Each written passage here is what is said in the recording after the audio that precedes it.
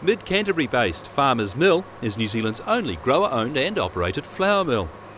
The founding shareholders invested $10 million in the mill that opened for business in June 2013.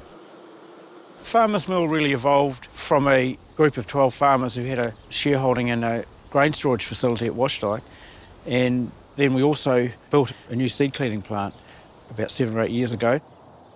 We're all quite interested in being able to retain the strength of the arable industry. Some of the shareholders have got other interests in terms of dairying and horticulture, but basically arable farming is the essence of what we do, and I guess we're keen to control our own destiny a little bit and maybe add a bit of value to our product.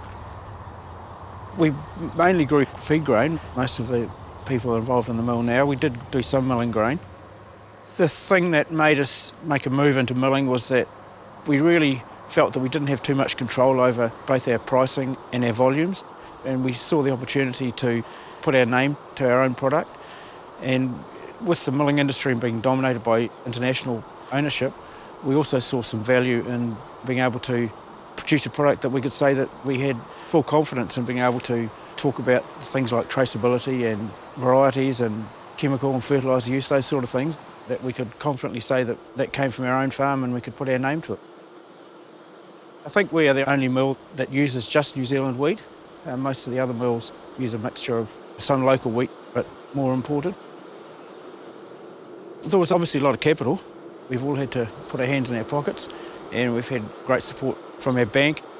Quite a few of the shareholders bank with the same bank, so that's been positive. They've been able to see inside our business and see what we're trying to achieve.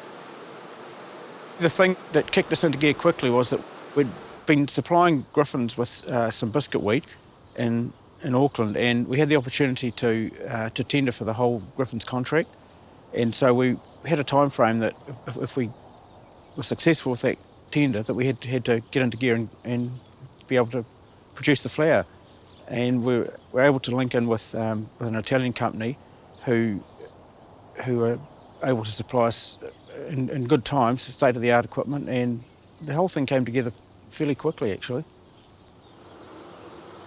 It hasn't been without its challenges, but the volume has grown a lot quicker than what we anticipated. And yeah, I think it is a Kiwi success story.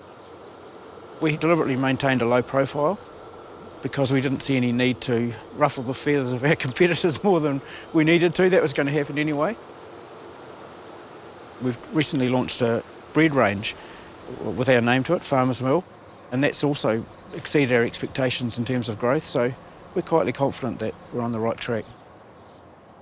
There is more milling wheat being grown, and it's not all biscuit wheat. That's probably about a third of our production now, so we've been able to secure contracts for supply of flour to independent bakeries throughout the country, really. And so that side of the business has grown significantly, and especially in the last 18 months. This is a variety called Inferno, which is a biscuit wheat, and it was harvested in February at a moisture content of around 16.5%. And the reason that we harvest it at a high moisture is that we need to capture it when it's at the peak of its quality. To preserve the quality, we harvest it as soon as we can, and we can store it in our aerated silos, and then when we get to this stage of the season, when we're not so busy, we can dry it down to 14.5, and then we'll deliver it to the mill. You're trying to achieve a flour that gives you the best baking characteristics.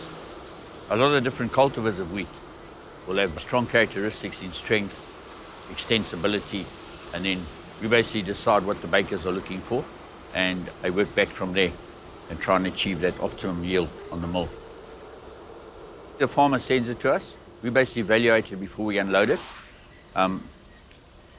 We do a couple of tests on it, sieving to establish the amount of screenings and a contamination, because that'll affect our yield. And at the same time, we do protein extensibility to a falling number. And then if the grain meets the required specification in a regard to price, because I think you can imagine different grades, lower qualities of grain, all they basically range in their price tables. And from there we basically store it in the silo. But we give it a basic, how can I say, cleaning before we take it in. The whole concept of milling, it goes around optimizing your yield and at the same time maintaining the quality and the integrity of the product in regard to food safety. We have certain principles in the milling process that we basically employ to enhance that and achieve that.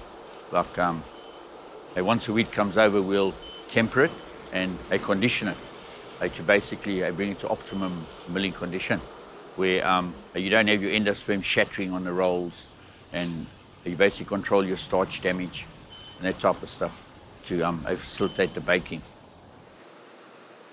Okay, the end result will be bran, wheat germ, flour. In terms of what's next for the farmers' mill, we are getting near our capacity for the current size of the mill in terms of our volume of production. But we have some plans to expand in other areas, and we've developed some really close relationships with some baking companies, and we're quite excited about the potential.